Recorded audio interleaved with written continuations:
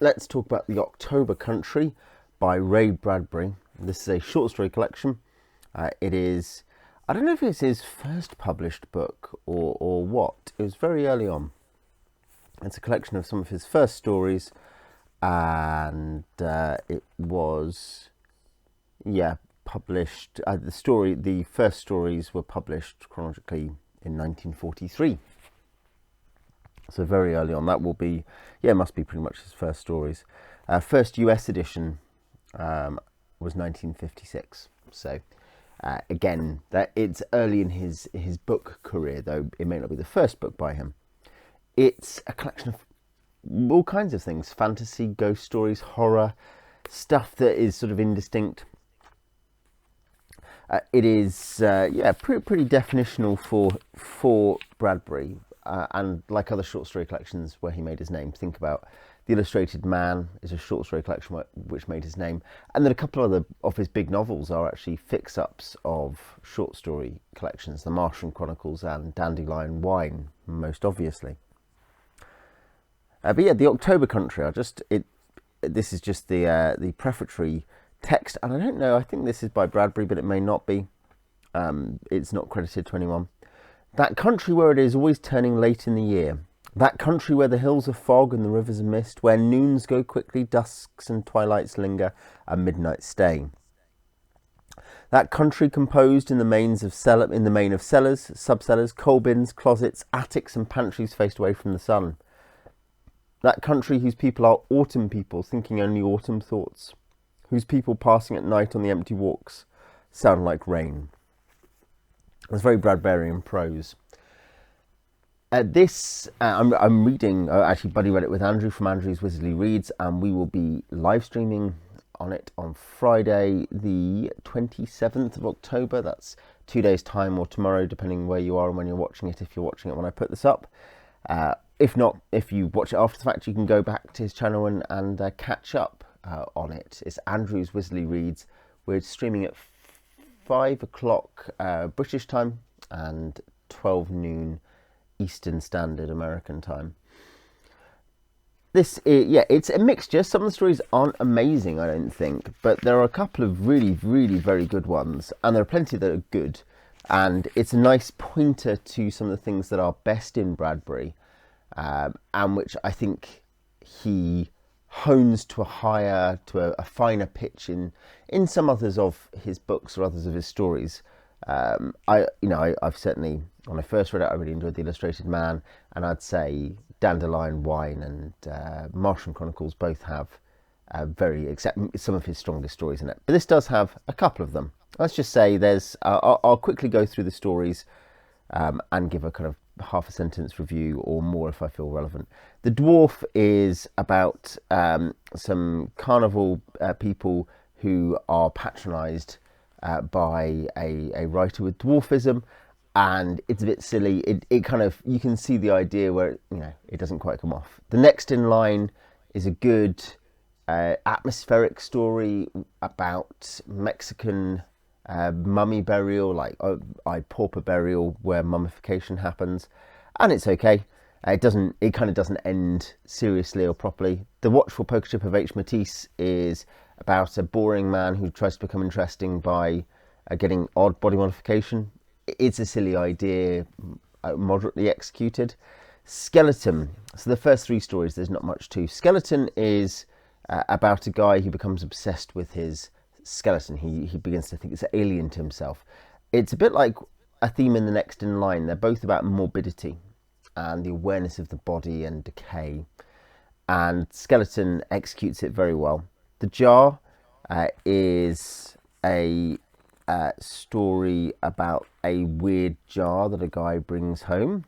He buys it from a carnival, and everyone comes to look at this odd jar. I thought it was pretty good, actually. It kind of was effectively creepy and strange. A lot of you're wondering what's in the jar, what's in the box, what's in the jar, what does it mean, why are people so interested? The Lake is a ghost story, and this is relevant to the channel, my channel, where we talked about this kind of stuff before, because Ray Bradbury is a recommender of Russell Kirk, whose ghost stories I've talked about on this channel. And I think, yeah, in some way, The Lake is one of my favourite stories here. The Lake is based on a real experience of Bradbury's at some level, and is about a man returning to a lake where, as a boy, his young female friend walked off and never came back, presumably drowned. And it's spooky and emotive and haunting.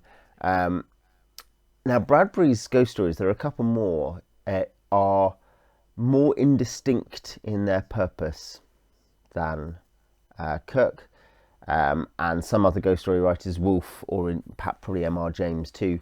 There is often an ambivalence and a uncertainty about the nature of the universe in Bradbury in general, and in his ghost stories. Therefore, there is usually the ghost story moral, the moralistic aspect, but it's not necessarily particularly easy to resolve. You can see it there, but it's hard to pick up exactly. The Emissary is similarly really a kind of ghost story about a disabled boy's loyal dog who goes and brings him stuff from the world outside, and then ends up on a particularly strange mission, it seems. And it's this kind of what I mean. It ends in a way that you end up thinking, wait, is this what does this ending mean, and what's going to happen next? It's a slightly strange one. It's good, but yeah. Just leave, yeah, and I'm not certain if I liked the ambivalence. Maybe that's just a me thing. Touched with Fire is about insurance men who have decided to get into business, warning people that they're likely to die. You know, oh well, we know about insurance, let's help people avoid their deaths. It's okay. The Small Assassin is actually one of the best stories in my view, up until the end. I know Andrew thinks differently. We'll probably talk about that in a couple of days. But yeah, basically a couple have a baby, and the mother feels really alienated from it. It's relevant actually, and this is something which plays into what was even becoming clear at the time, and certainly is very clear in the literature now, that the mother had a cesarean section, and this can heavily correlate with postnatal depression, postpartum depression, and there are a bunch of reasons why that might be. You know, I'm not an expert. But it explores that through the lens of a horror story, and is really very, very powerful and effective. And I think the ending ends up being, Bradbury will sometimes, I think basically sometimes he'll blow an ending. Some people will really like it, and sometimes the same issue really helps him pull off an ending, which is that he often wants to express and open up, not necessarily the moral aspects. He's often ambivalent there. But he wants to sort of say, look at this great insight or great description, and The Small Assassin just sort of slightly overtrades there. The Crowd is about a guy thinking that all the same people turn up all of the car accidents. It's a decent story. I enjoyed it. You know, it's a ghost story again, though again, verging. I've talked about this a few times. The boundary between ghost story and horror story is tough to draw sometimes, and sometimes it heavily overlaps. The Exorcist is a really good example of a horror story plot with a ghost story mentality.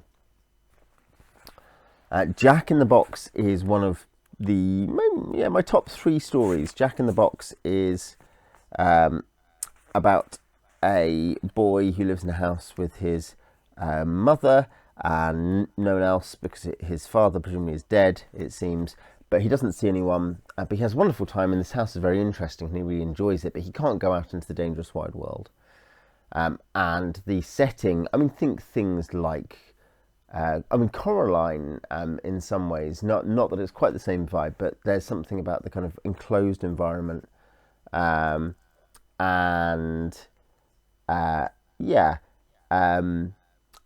gothic humor, gothic kind of fantasy fiction as well, and I really enjoyed it. I think basically it was 20 pages. I could have done with it being a short novel. You know, it was a setting which was really interesting, and The ending was fine. It came rapidly though because of, I think, the length of the story.